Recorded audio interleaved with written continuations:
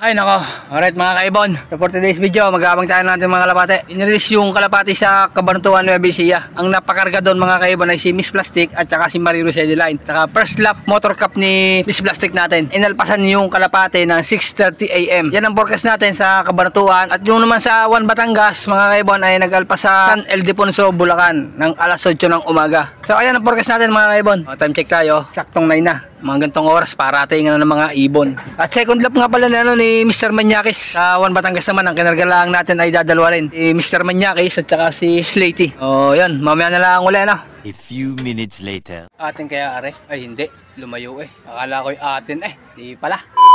Parating tayo mga kaibon, may dumating na ako yan tingnan natin na sino kaya si Miss Plastic are mga kaibon. Alright, abangan natin. Miss Plastic yan. Alright, galing yan Miss Plastic are. Galing yan ng Cabanatuan. Ay putik si Marie Rosie Line.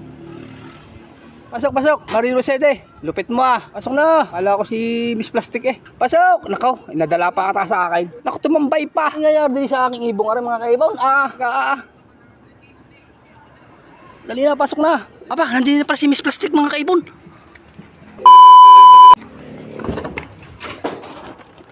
Miss Plastic pala rin, nandito na. Pakala ko lang si Miss Plastic mga kaibon.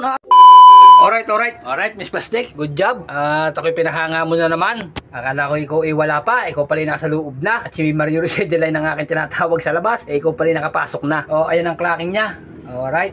Magandang simula to mga kaibon para sa motor cup. Kasali kasi si Miss Plastic natin sa motor cup. 8 laps yun mga kaibon. Ganda kanyang first lap. Alright, Miss Plastic. Sorry man yung ate si Marie Rosie Line. Ang bilis din pala ni Marie Rosie Line. Halos panunod lang sila ni Miss Plastic. Talaga lang mas naunang pumasok si Miss Plastic mga kaibon. At ari nga pala ay nalimlim. Ari nga pala yung itong ginawa kong motivation sa kanya, yung itlog niya. Pero hindi niya na itlog yan mga kaibon. At yan ay itlog na ng mag-amang bikart natin. At yung itlog ni Miss Plastic at ni Mr. Manyakis kasi sila magkapares. Doon ko pinilimlim sa mag-amang bikart mga kaibon kasi ipang sasummer ko yung anak nila. Right? Job Marie Rosie Line. Kaso nagliligalig na yata.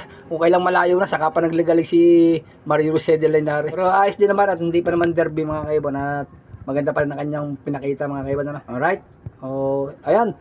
At ang inaantay na lang natin mga kaibon ay si Mr. Manyakis at saka si Slaty. Bitaw naman yun ng San Ildefonso, Bulacan mga kaibon. A few minutes later. Si Miss Plastic natin mga kaibon, uhaw na, nalapit na sa akin So, painumin na natin. Nakapagpahinga na naman siya ng halos kalating oras na. Bawang at sibuyas, kalamansi, ang aking binibigay pang recover. Mr. Manyakis, tumambay na naman. Bababa nga tayo. Tangan na si Mr. Manyakis na rin, natututun tumambay. Mapasok na. Alright. Pasok na Manyakis. Walang tigas ng ulo ng Manyakis. Pasok, parang awa mo na. Iubos mo ang oras mo. Ay kanina ka pa diyan sa labas. A few minutes later. Anong problema mo? Di kayo naging pasaway. Tagal lang itirambay Dumating ng 9:50. Pumasok alas 10. Tawaring ibon aray.